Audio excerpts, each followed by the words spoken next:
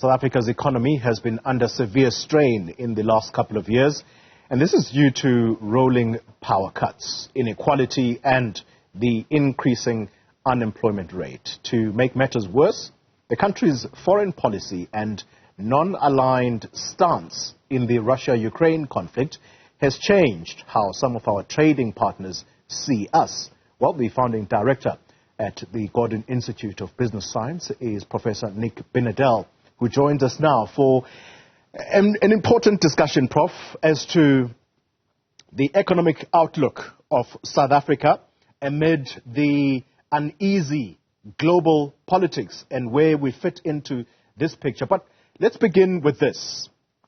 How do we stay positive as a nation when the mood is so evidently negative? Why am I starting off the conversation this way? Well, let me count it for you. We have rolling blackouts, infrastructure collapse, a local government that is on its knees, a currency that is collapsing, corruption, and, as mentioned in that introduction, a foreign policy direction that threatens the very health of our economy. How do we stay positive? We stay positive, I suspect, because we live here, and this is our home, and we need to defend and build our home. And South Africans are resilient. We do have a complex economy, and in many ways a sophisticated and highly traded economy. So the only way to get through crises, as all societies know through history, is for leaders to lead well, for everyone to make a contribution, and to look for the best we can do, but to go about changing the things that are getting in the way. And South Africans have got the depth of character to do that. Yeah. What we need to is to come together to take on these challenges. Well, let's get into the nitty-gritties, Professor. Sometime today we will know whether our economy is in a technical recession. At least that is what some people are suggesting. If indeed we are in a technical recession, how do we dig ourselves out of it? Well, I think the technicalities of a recession are not what ordinary South Africans are feeling. They're feeling the day-to-day pressure of a lack of jobs, weak income, increasing cost of electricity and food, which is dramatically hitting all South Africans, but particularly those with less income. So we're going to have to dig our way out, as anyone digs one's way out of a problem, by collaborating, by holding leaders to account, publicly, privately, in any way possible, through the media, through our political activities and commitments. This is a long-term problem. It's not one that's going to go away. I think in many ways South Africa is in a crisis, and it's a strategic crisis. And at the moment we don't really seem to have a plan that the public have confidence in. The public don't have confidence in government. They don't have confidence in many of our state-owned enterprises. And so we've got to come together as civil society and hold people to account, exactly as you're doing in this discussion. Yeah. Economic growth is the oxygen of democracy. If we don't have economic growth, we can't improve our lives in the long run, because all we do is redistribute or divide what we've got. And as I look around the world, I'm seeing countries that are not accepting their current position, but are working towards really improving through their institutions, their systems, their education, their public services, the life of ordinary people. So we have to have a positive attitude that it can be done, but it requires a major, major effort. Professor, you make a very important point, and that is that the economic health of a country is the oxygen of democracy. So a very interesting situation is playing itself out right now. If you compare to where we come from, which is the COVID period, the government, along with the private capital or private business, they were pulling together. Some companies, yes, they were finding it difficult, but they actually did find ways to still run businesses at that time. So we were pulling together as a nation. Right now, if you talk to people like Magda Wicecka, she's very clear that even though she's probably a lone voice, but there are those who are saying in the background, in the private business community, that this government, it's not taking us anywhere. If anything, we actually are staring at a failed state right now. Is that your view as well? No, I don't think we're a failed state. I think we're beginning to be a flailing state, lashing around. We're wasting a lot of time. We're wasting a lot of money, government, taxpayers' money. We're not very efficient. So I wouldn't call it a failed state. South Africa is much more sophisticated than that. But we are heading in the direction that we don't want to be in. And so we've got to recover from that direction and change the direction. We've done this many times in our history. Business and government talk to each other all the time. And as you rightly said, during COVID, there was a lot of cooperation. Business played a not often recognized, very important role in helping government get there. Government and business always need each other. Government either adds value to an economy or takes away value. We need a government that adds value, which means competence, ethical behavior, lots of innovation, and very hard work. Our government, we need a return as taxpayers on the tax we provide to the state to do what the state needs to do, which is to look after public interests. Please can I jump in? Allow me to jump in, and I'm sorry about that. What has changed? What has changed businesses' attitude towards working with government? I think over time there is a general disappointment in this administration. From where we started with Tumamina and the expectation that a new president would re-energize these relationships and take them somewhere. I think there's a general climate of sense of having been let down. But what hits very hard, public attitude is not a stable thing. It changes. And what has hit people very hard is load shedding. The failure of our biggest state-owned enterprise is causing the economy to decline. So people lose confidence and then they want someone to blame. And they've directed a lot of this blame at this administration and at our current president. Rightly or wrongly, in politics, right and wrong aren't always the dominant question. People are very agitated, very disappointed and fearful about their children's future, about how they organize their lives. I mean, to live in stage 6 load shedding is not a viable economic system in a country that should be doing much better. Yeah. And after all, the ANC has been elected to be the governing party, and they have governed the government for decades. And in the last 10 years or more, it's been extremely disappointing to see the fact that they haven't been able to add the kind of strategic value that a country, its citizens, its consumers, the people who work in it, expect from a government we provide the mandate and give trust to. That has been a major disappointment. So, as things stand, do you think that things are moving in the right direction? We have a Minister of Electricity who's recently gotten his powers, executive powers, whatever you want to call it. But the important bit is, do we have some sense of direction, or is it still too early to tell in regards to the power situation? We certainly, in terms of power, I can't speak. I'm not an expert on Eskom. But Eskom is a very large organization. It's got far too many employees who are extremely well paid, and they're unable to produce electricity. So if that was a company, this would be a problematic situation in which the shareholders would take dramatic action. Now, what we're getting is not dramatic action. We're getting surface-level inquiries, court processes. We're not fixing this organization to be fit and lean and future-focused. So I don't think that's going to change in a hurry. Maybe we'll improve the stages of load shedding over the next year or two, because these things take a long time to fix, both in the organization and with the move to renewables and getting the system to work. But the ultimate thing about a democracy, and we are a constitutional democracy, and we have all the freedoms that brings us, will be the election, where the voters feel that the current party that's been governing us is going to live up to its promises that it will make inevitably in the near future or not. And they will make choices. Unfortunately, fewer South Africans are voting.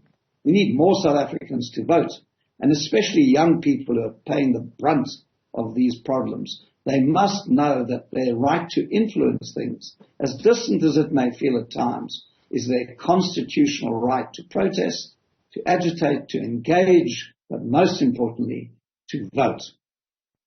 A lot of frustration in that last response, but I'm going to explore it as we go closer towards the end, Prof.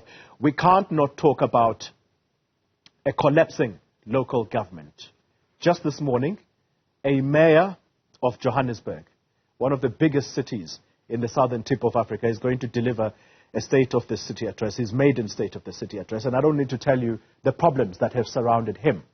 But here's the point about Johannesburg. Perhaps it's a microcosm of where we are as far as local government is concerned. But the question here, Professor, for you, is that businesses operate within those local spheres. And we have seen clear examples of businesses packing up in the Northwest and saying, this is not viable for us. We're moving to a different province altogether. If that isn't fixed, how do you run successful businesses? I don't care how resilient you may be, but that is also working against us, is it not? I couldn't agree with you more. Johannesburg has been the capital city of our economy. It's had an extraordinary history. In the 1960s, this was the Silicon Valley. It was gold that made this economy become the sophisticated financial, manufacturing and farming country it is. And this city is in serious decline. So the mayor may try and tell us some good news, but frankly, on the streets of Johannesburg, they are not to be believed. I spent last week in eThekwini in the CBD. That city has declined dramatically. So have most of our other provincial capitals. This is not acceptable. Cities are hugely important for productivity, for intense engagement, for ease of communication, travel, exchange. Cities are the center of a civilization right throughout history. And we have to get these cities turned around. Frankly, I can't see that happening in Johannesburg at the moment. The basic services are simply not functioning. So again, this comes back to being a democracy. If you don't like what you've got, change it. And here's the last area I'd like to explore. And perhaps it's an area that you really could educate us on. Foreign policy, South Africa's foreign policy direction. Some people, I was reading Jonathan Cook this morning in the Business Day, and he is clear that our foreign policy direction seems to be threatening the very existence of South Africa's economy. And there's no two ways about it as to what brings this about. It's our non-aligned position when it comes to the Russia-Ukraine conflict.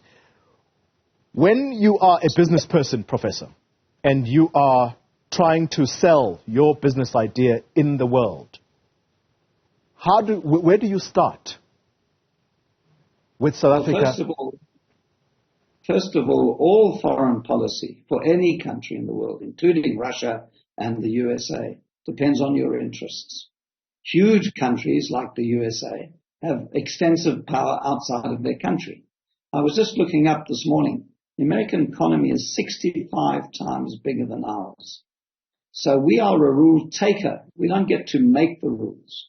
We also, as I said right at the beginning, we're an open economy and we trade a lot. We export a lot and we're vitally dependent on imports. We are the luckiest country in Africa to have so many multinationals present. These are some of the best companies in the world. They are here in South Africa. They're not investing at the moment, but they're here. We should be very happy that they are. Zambia does not have them, and we do. These are the Amazons and the Microsofts and the IBMs and the Nestles and the Philips and the Siemens and the Toyotas and the Volkswagens. Take those out of our daily life. We have big problems. We've chosen to be non-aligned, which is not unreasonable in a sense, but actually we betrayed the non-alignment by three things.